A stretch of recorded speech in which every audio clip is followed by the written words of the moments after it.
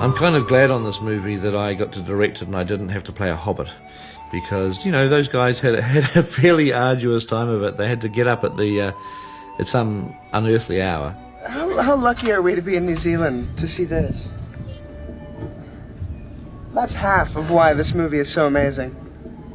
This kind of stuff, every day. My day would start within the 5 o'clock hour, every day, for the most part. It's sometimes 4:30. That was lovely. The Hobbits would always start early because we had the prosthetics in the morning. Our makeup took mostly about 2 hours. Glue was painted to the bottom of your feet. Then you would slide into these prosthetic feet. They would then hair dry glue around the seams of your feet and paint them with airbrushes and paintbrushes. Standing up at 5 in the morning, and the whole time we're begging to sit down, but they don't let us. They couldn't sit and have their feet glued on because the way that their ankles would sort of be bent in the wrong position, so they had to literally just stand up when I'm sure they'd rather be in bed.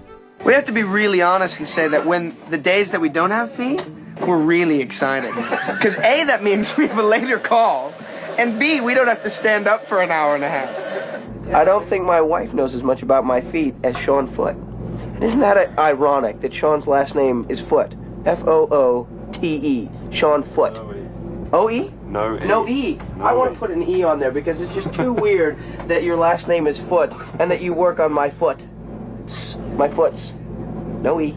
So the prosthetics would be put on, and that would be an interesting time in the morning. It was always kind of it was our time to be with each other. We went through phases as well. There was the kind of reading phase where we'd all be reading and we wouldn't talk.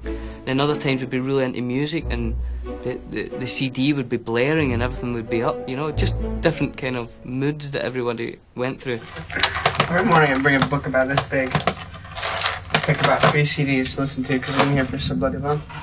And then we'd go on to the makeup chair, get our wig and our ears put on. So the Hobbit ears actually encompass the entire ear and kind of fit on like like a glove.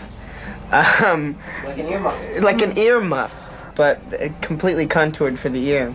The thing that's weird about the ears is, in terms of acting, is they're foam, latex, and so they actually absorb sound. And when other actors are performing, and sometimes it's hard to hear them. And then, you know, maybe we'd get our rewrites, because often, literally every day, the script was being rewritten. So anything that we'd learned the previous night made no sense because we would have revised script pages. I would say probably 90% of the time we arrived on set. Not because we were in trouble in any sense, but it was really to get as close to Tolkien as possible, and I think we were always trying to incorporate more of Tolkien into the movie. I actually have a whole miniaturized script so that if I want to see like where we've come from or where we're going to, and we have other notes and stuff, but it's really neat just to be able to have something to walk around in, and when Peter's talking about stuff, and you can kind of, I don't know, it's just a useful tool. If there was time, we'd nip and get some breakfast. Sometimes there wouldn't be time, there'd be a rush on, so we'd get breakfast brought to you. I'd normally have porridge. In fact, I don't think there was porridge on set until I kind of asked for it, and then there was always a big thing of porridge. So I think I kept everyone healthy on set because of that. The day has now begun.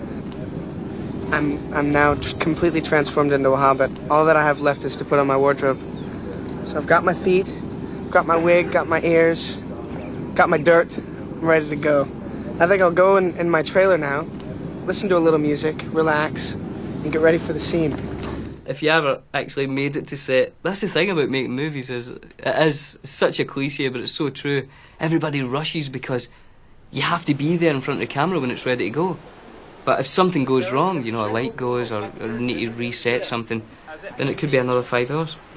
As we were filming the movie, there was a making of that was always going on, so there was normally a camera on set, and you know, if we were ever really bored being hanging around to do a shot for a while, we'd try to do a little skit. The phone rang last night, and there was someone on the other end.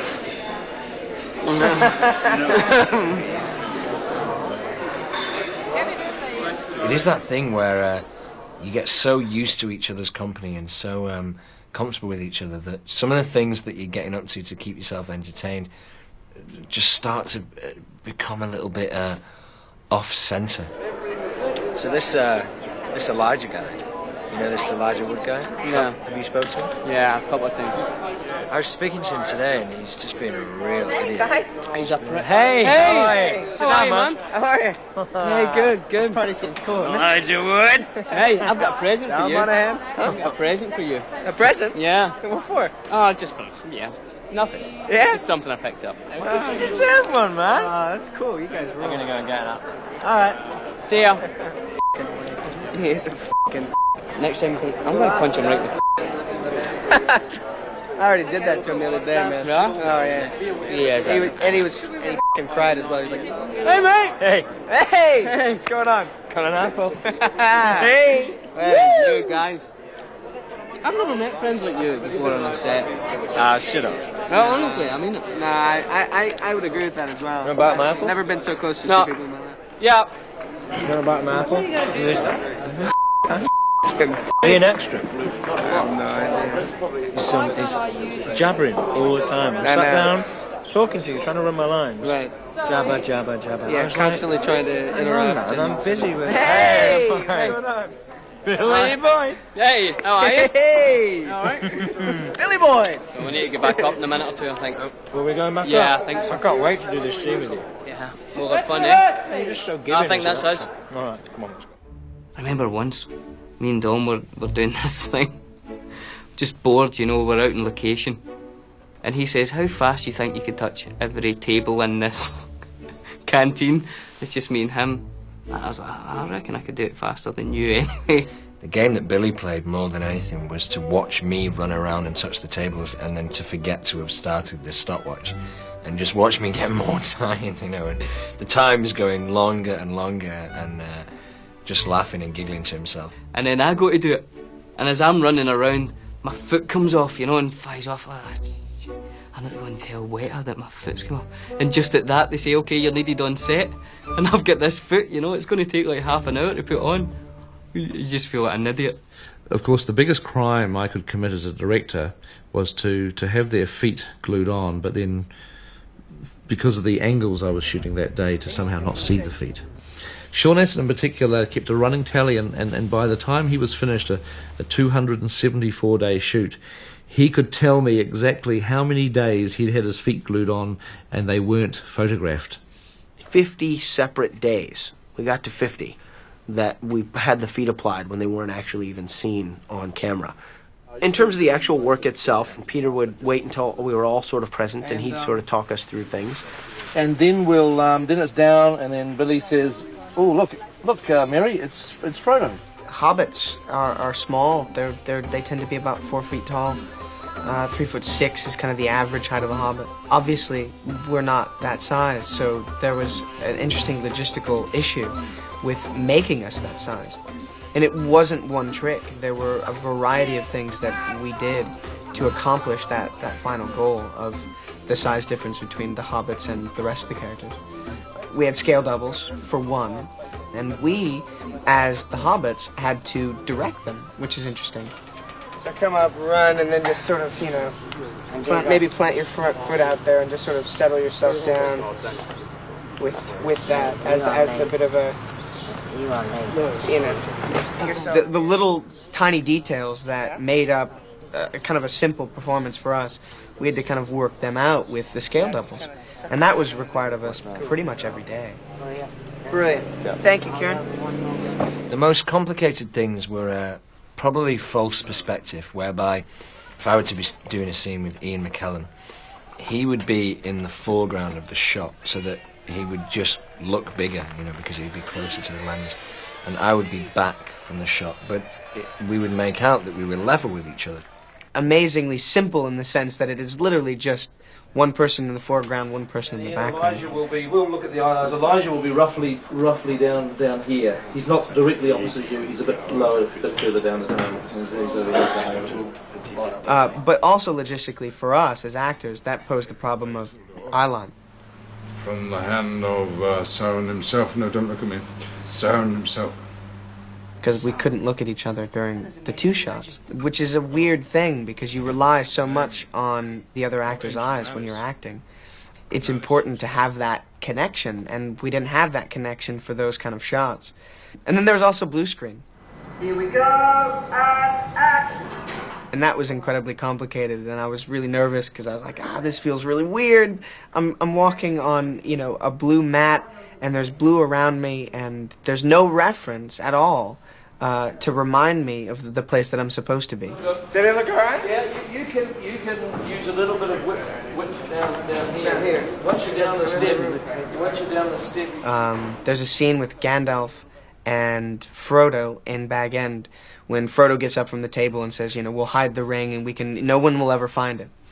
And suddenly I had to kind of remember my marks, hit a mark at a specific place at a specific time so that it matched the timing of the shot that they got with Ian. No one knows it's here, do they?